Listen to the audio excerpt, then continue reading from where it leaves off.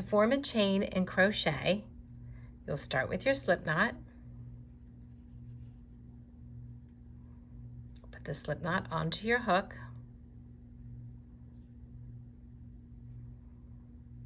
And then you'll hold your knot with your middle finger and thumb, and holding your yarn over your index finger, you'll yarn over, turn your hook, and slide it right through that slip knot.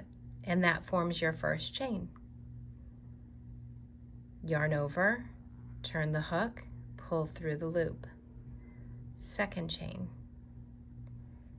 Yarn over, turn the hook, pull through the loop, and that's the next chain. Now each chain stitch is this V stitch that you see right in here.